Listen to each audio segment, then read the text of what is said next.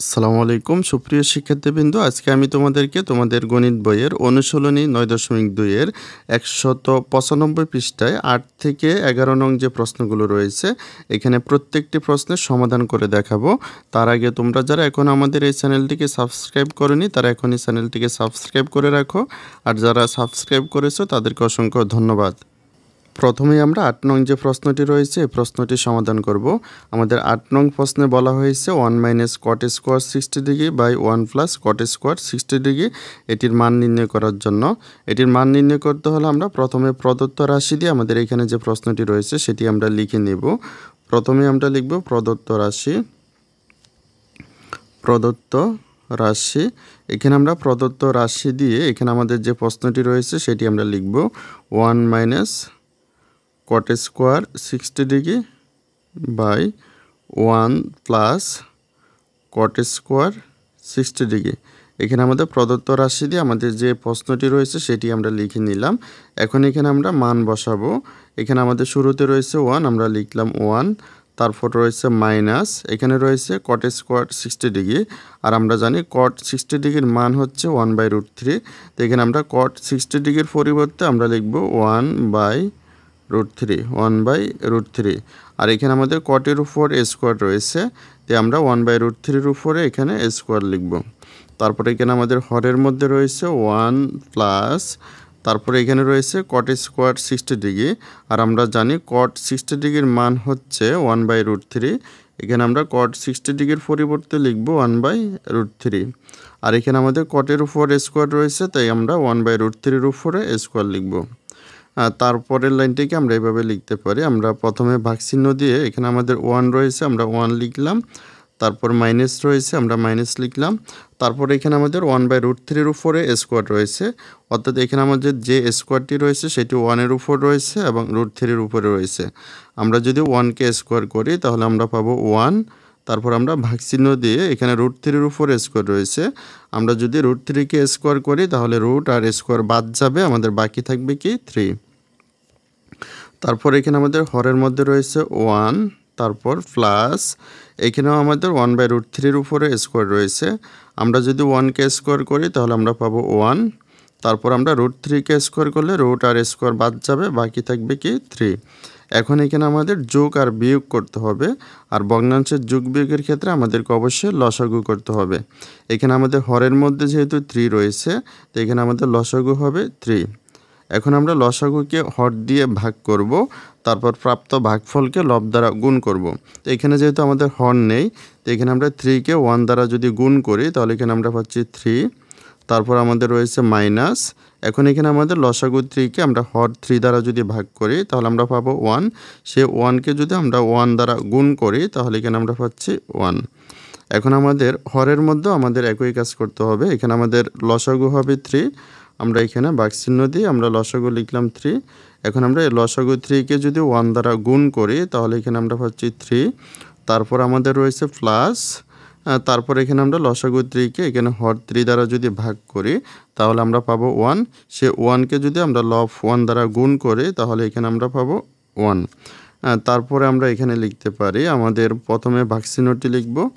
এখন আমরা 3 থেকে যদি 1 বিয়োগ করি তাহলে এখানে আমরা পাবো 2, তারপর আমাদের নিচে রয়েছে 3, আর এখানে যদি আমরা 3 আর 1 যোগ করি তাহলে এখানে আমরা পাবো 4, আর এখানে আমাদের নিচে রয়েছে 3।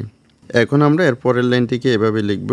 আমরা প্রথমে এখানে মূল ভাগচিহ্নের উপরের যে ভগ্নাংশটি রয়েছে 2/3 এটিকে আমরা লিখে নিলাম 2/3, তারপর আমরা মূল ভাগচিহ্নটিকে গুণচিহ্ন বানাবো।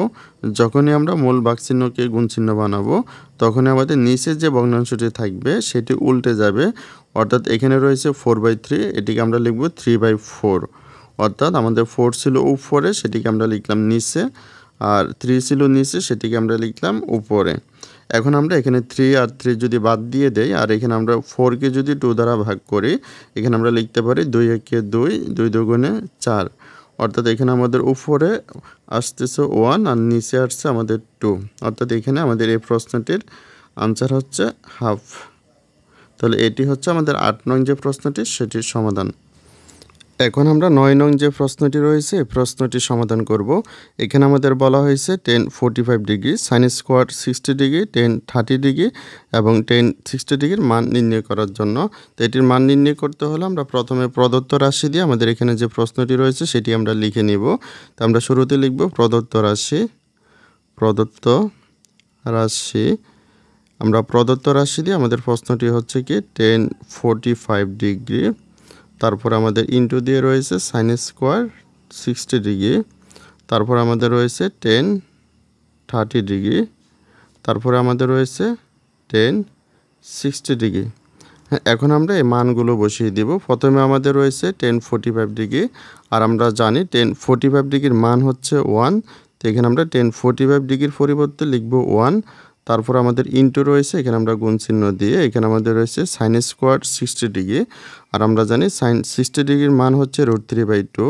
তো এখানে আমরা sin 60 ডিগ্রির পরিবর্তে লিখব √3/2, আর এখানে আমাদের সাইনের উপর স্কয়ার রয়েছে, তো আমরা √3/2 এর উপর স্কয়ার লিখব। তারপর আমাদের ইনটু রয়েছে, আমরা এখানে গুণ চিহ্ন দিলাম।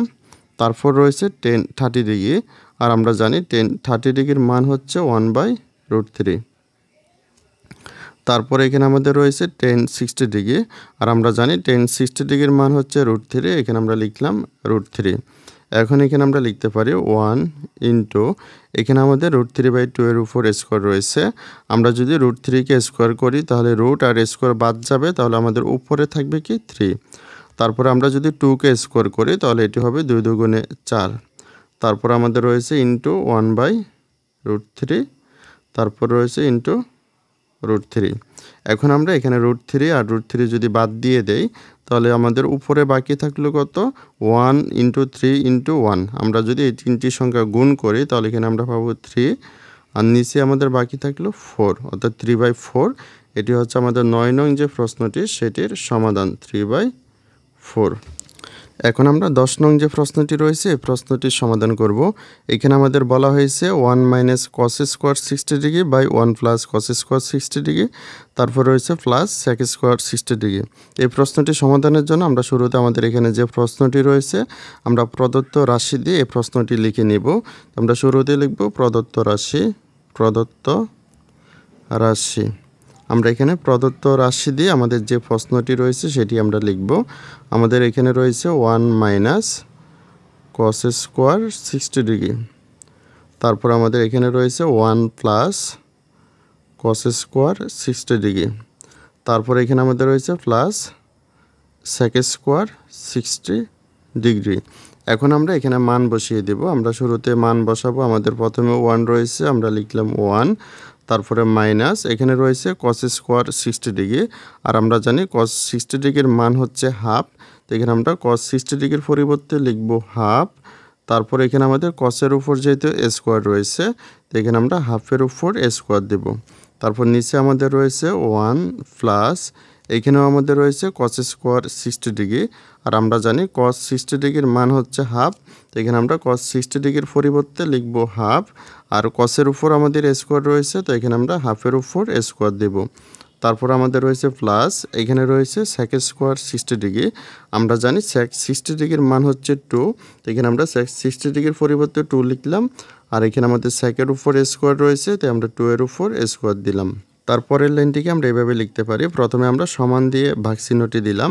এখানে আমাদের 1 রয়েছে, আমরা 1 লিখলাম, তারপর মাইনাস রয়েছে মাইনাস লিখলাম। এখানে আমাদের হাফের উপর স্কয়ার রয়েছে, আমরা যদি 1 কে স্কয়ার করি তাহলে আমরা পাবো 1। তারপর আমরা ভাগ চিহ্ন দিয়ে আমরা যদি 2 কে স্কয়ার করি 2 কে স্কয়ার করলে হচ্ছে 4, এখানে আমরা লিখলাম 4। তারপর আমাদের হরের মধ্যে প্রথমে 1 রয়েছে, আমরা 1 লিখলাম, তারপরে প্লাস রয়েছে প্লাস লিখলাম।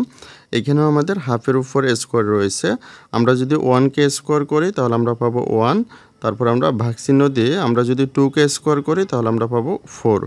তারপর আমাদের রয়েছে প্লাস 2 স্কয়ার, আমরা যদি 2 কে স্কয়ার করি তাহলে এখানে আমরা পাচ্ছি 4। এখন আমরা এখানে ভগ্নাংশ থাকায় আমরা এখানে লসাগু করব। আমাদের এখানে রয়েছে 1 - 1/4, এখানে আমাদের হরের মধ্যে যেহেতু 4 রয়েছে তাই আমাদের লসাগু হচ্ছে 4। আমরা লসাগুকে হর দিয়ে ভাগ করি, তারপর প্রাপ্ত ভাগফলকে লব দ্বারা গুণ করি, কিন্তু এখানে যেহেতু হর নেই তো আমরা 4 কে 1 দ্বারা গুণ করব। 4 কে যদি আমরা 1 দ্বারা গুণ করি তাহলে এখানে আমরা পাচ্ছি 4, তারপর রয়েছে মাইনাস। এখন আমরা লসাগু 4কে হর 4 দ্বারা যদি ভাগ করি তাহলে আমরা পাবো 1। সে 1কে যদি আমরা লব 1 দ্বারা গুণ করি তাহলে এখানে আমরা পাচ্ছি 1। তারপর এখানে আমাদের লসাগু হচ্ছে 4, কারণ আমাদের এখানে হরের মধ্যে 4 রয়েছে। এখন আমরা লসাগু 4কে এখানে 1 দ্বারা যদি গুণ করি, 4 আর 1 গুণ করলে হচ্ছে 4। তারপর রয়েছে প্লাস। এখন আমরা লসাগু 4কে হর 4 দ্বারা যদি ভাগ করি তাহলে আমরা পাবো 1। সে 1কে যদি লব 1 দ্বারা গুণ করি তাহলে এখানে আমরা পাচ্ছি 1। তারপর আমাদের রয়েছে প্লাস 4, আমরা লিখলাম প্লাস 4। তারপরে আমরা এখানে এভাবে লিখতে পারি, আমরা প্রথমে ভাগচিহ্ন দিলাম আর এখানে আমাদের রয়েছে 4 - 1। আমরা যদি 4 থেকে 1 বিয়োগ করি তাহলে এখানে আমরা পাচ্ছি 3। তারপর নিচে রয়েছে আমাদের 4 আর এখানে রয়েছে 4 + 1। আমরা যদি 4 আর 1 যোগ করি তাহলে এখানে আমরা পাচ্ছি 5 আর নিচে রয়েছে 4। তারপর এখানে আমাদের রয়েছে প্লাস 4, আমরা লিখলাম প্লাস 4। তারপরের লাইনটিকে আমরা এভাবে লিখব, আমরা প্রথমে মূল ভাগচিহ্নের উপরে যে 3/4 রয়েছে সেটি আমরা লিখব 3/4। তারপরে এখানে আমরা মূল ভাগচিহ্নটিকে আমরা গুণ চিহ্ন বানাবো। যখনই আমরা মূল ভাগচিহ্নকে গুণ চিহ্ন বানাবো তখনই আমাদের নিচে যে ভগ্নাংশটি থাকবে সেটি উল্টে যাবে, অর্থাৎ এখানে আমাদের রয়েছে 5/4, এটি হয়ে যাবে কি 4/5। তারপরে আমাদের রয়েছে প্লাস 4, আমরা লিখলাম প্লাস 4। এখন আমরা এখানে 4কে 4 দ্বারা ভাগ করতে পারি, 4 আর 4 বাদ যাবে, তাহলে এখানে আমাদের উপরে থাকলো 3 আর আমাদের নিচে থাকলো 5, 3/5। তারপর রয়েছে প্লাস 4। এখন আমরা এখানে লসাগু করব, যেহেতু এটি একটি ভগ্নাংশের যোগ বিয়োগ, তো এখানে আমাদের হরের মধ্যে যেহেতু 5 রয়েছে তাই আমাদের লসাগু হবে 5। এখন আমরা লসাগুকে হর দিয়ে ভাগ করব, তারপর প্রাপ্ত ভাগফলকে লব দ্বারা গুণ করব। আমরা যদি 5কে 5 দ্বারা ভাগ করি তাহলে আমরা পাবো 1। সে 1কে যদি আমরা 3 দ্বারা গুণ করি তাহলে এখানে আমরা পাচ্ছি 3। তারপর আমাদের রয়েছে প্লাস। এখন এখানে আমাদের যেহেতু হর নেই তো এখানে আমরা লসাগু 5কে এখানে 4 দ্বারা গুণ করব। আমরা যদি 5কে 4 দ্বারা গুণ করি তাহলে আমরা পাচ্ছি 4 × 5 = 20। এখন আমরা যদি 20 আর 3 যোগ করি তাহলে এখানে আমরা পাচ্ছি 23 আর নিচে আমাদের রয়েছে 5। তাহলে এটি হচ্ছে আমাদের এই প্রশ্নটির সমাধান, 23/5। এখন আমরা 11 নং যে প্রশ্নটি রয়েছে এই প্রশ্নটির সমাধান করব। এখানে আমাদের বলা হয়েছে cos 45 degree into cot square 60 degree into cosec square 30 degree এটির মান নির্ণয় করার জন্য। তো এটির মান নির্ণয় করতে হলে আমাদের প্রথমে প্রদত্ত রাশি দিয়ে এখানে যে প্রশ্নটি রয়েছে সেটি আমাদের লিখে নিতে হবে। আমরা শুরুতে লিখব প্রদত্ত রাশি। প্রদত্ত রাশি দিয়ে আমাদের যে প্রশ্নটি রয়েছে সেটি লিখব। এখানে শুরুতে রয়েছে cos 45 ডিগ্রি, তারপরে রয়েছে cot স্কোয়ার 60 ডিগ্রি, তারপরে রয়েছে cosec স্কোয়ার 30 ডিগ্রি, এটি আমাদের রয়েছে। এখন আমরা মান বসাবো। আমাদের শুরুতে রয়েছে cos 45 ডিগ্রি আর আমরা জানি cos 45 ডিগ্রির মান হচ্ছে 1/√2। এখানে আমরা লিখলাম 1/√2। তারপর আমাদের ইন্টু রয়েছে, আমরা ইন্টু বা গুণ চিহ্ন দিলাম। তারপরে রয়েছে cot স্কোয়ার 60 ডিগ্রি আর আমরা জানি cot 60 ডিগ্রির মান হচ্ছে 1/√3। এখানে আমরা লিখলাম 1/√3। তারপর আমাদের cot-এর উপর স্কোয়ার রয়েছে তাই আমরা 1/√3-এর উপরে স্কোয়ার দেব। তারপরে ইন্টু এখানে রয়েছে cosec স্কোয়ার 30 ডিগ্রি আর আমরা জানি cosec 30 ডিগ্রির মান হচ্ছে 2। এখানে আমরা লিখলাম 2 আর আমাদের cosec-এর উপর স্কোয়ার রয়েছে তাই আমরা 2-এর উপরে স্কোয়ার দিলাম। তারপরের লাইনটিকে আমরা এভাবে লিখব 1/√2। তারপর রয়েছে ইন্টু এখানে রয়েছে 1/√3 স্কোয়ার, অর্থাৎ এখানে আমাদের 1 আর √3-এর উপরে স্কোয়ার রয়েছে। আমরা যদি 1কে স্কোয়ার করি তাহলে আমরা পাবো 1। তারপরে যদি আমরা √3কে স্কোয়ার করি তাহলে রুট আর স্কোয়ার বাদ যাবে, বাকি থাকলো 3। তারপরে রয়েছে ইন্টু 2 স্কোয়ার, 2কে যদি আমরা স্কোয়ার করি তাহলে আমরা পাচ্ছি 4। এখন আমাদের উপরে যে সংখ্যাগুলো রয়েছে এগুলো আমরা গুণ করব। 1 × 1 × 4 যদি গুণ করি তাহলে আমরা পাচ্ছি 4। তারপর নিচে যে সংখ্যাগুলো রয়েছে √2 × 3, এই দুইটি সংখ্যা গুণ করলে আমরা পাচ্ছি 3√2। আমরা স্বাভাবিক সংখ্যাটি আগে লিখলাম আর রুটযুক্ত সংখ্যাটিকে আমরা পরে লিখলাম। এখন আমরা 4কে ভেঙে লিখব। আমরা যদি 4কে ভেঙে লিখি তাহলে আমরা পাচ্ছি 2 × 2 আর নিচে রয়েছে আমাদের 3√2। এখন আমাদের নিচে যে সংখ্যাটি রয়েছে 3√2 এটি লিখলাম আর উপরে রয়েছে 2, তারপরে রয়েছে ইনটু, এরপরে রয়েছে 2। আমরা জানি একটি স্বাভাবিক 2 মানে হচ্ছে 2টি √2, কারণ রুট আর স্কোয়ার যদি আমরা বাদ দেই তাহলে আবার 2 মিলে যায়, সেজন্য একটি স্বাভাবিক 2 এর পরিবর্তে আমরা √2 লিখতে পারি 2টি। এ একটি লিখলাম, তারপরে গুণ চিহ্ন দিয়ে আরও একটি লিখলাম।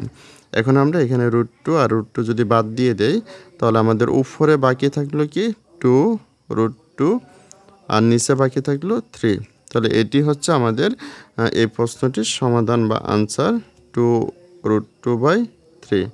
তাহলে সুপ্রিয় শিক্ষার্থীবৃন্দ, ভিডিওটি এ পর্যন্তই। ভিডিওটি তোমাদের কাছে ভালো লাগলে অবশ্যই লাইক, কমেন্ট, শেয়ার করে পাশে থাকবে। সকলকে অসংখ্য ধন্যবাদ।